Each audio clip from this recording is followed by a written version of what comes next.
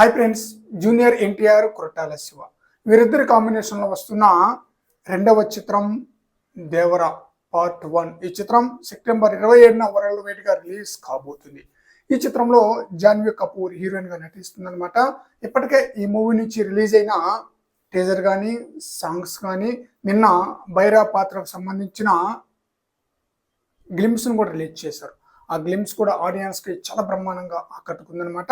ఈ గ్లిమ్స్ను మనం అబ్జర్వ్ చేస్తే కొరటాల శివ ఆ ఫార్మాట్లోనే మూవీని తెరకెక్కించినట్లుగా మనకు అర్థమైపోతుంది అనమాట. ఏ ఫార్మాట్ అంటే విలన్ యొక్క విలనిజాన్ని ఎంత క్రూరంగా చూపిస్తే హీరో పాత్ర అంత ఎలివేట్ అవుతుంది అనమాట.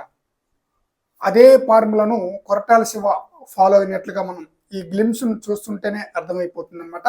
రాజమౌళి యొక్క సినిమాలు మనం గమనిస్తే రాజమౌళి యొక్క సినిమాలో విలన్ చాలా క్రూరంగా ఉంటారనమాట. ప్రతి సినిమాలో చూడండి, సింహాద్రి మూవీ నుంచి త్రిబుల్ ఆర్ మూవీ వరకు కూడా రాజమౌళి సినిమాలో విలన్లు చాలా క్రూరంగా ఉంటారు.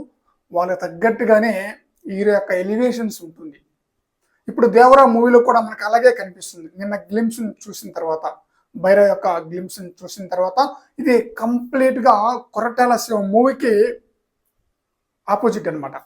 తన సినిమాలో మనం చూస్తే విలన్ ఇంత క్రూరంగా ఉండరు అనమాట. ఏ సినిమాలో మనం చూసినా శ్రీమంతుడు కానించి ఆచార్య మూవీ వరకు కూడా విలన్ని అంత క్రూరంగా చూపించాల, కానీ దేవరా మూవీలో చూపించారనమాట.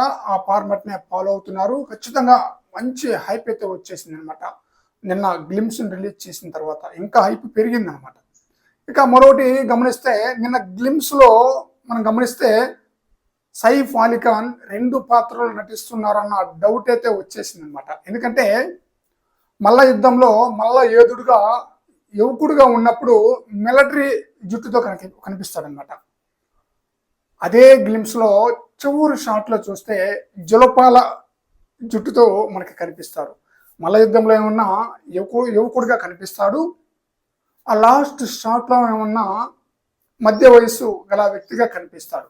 ఇలా అబ్జర్వ్ చేస్తే 2 పాత్రలు నటిస్తున్నాడా అన్న డౌట్ అయితే వచ్చేసింది అనమాట. అంతేకాకుండా దేవరాము యొక్క క్లైమాక్స్లో బాబీ డియోల్ పాత్ర ఎంట్రీ ఉంటుందని చెప్పేసి విన్నాం. ఇలా చూస్తుంటే సైఫ్ అలీ ఖాన్ కుమారుడుగా బాబీ డియోల్ నటిస్తున్నాడా అన్న డౌట్ కూడా వచ్చేస్తుంది. సో చాలా చిక్కుముడులు ఉన్నాయి. చాలా అద్భుతంగా ఈ మూవీని అయితే తెరకెక్కిస్తున్నాడు కొరటాల శివ. మరి చూడాలి దేవరా మూవీ ఏ రేంజ్లో హిట్ అందుకుంటుంది అనేది. ఫ్రెండ్స్, ఈ వీడియోపై మీ యొక్క అభిప్రాయాన్ని కామెంట్ సెక్షన్లో తెలియజేయండి ఫ్రెండ్స్.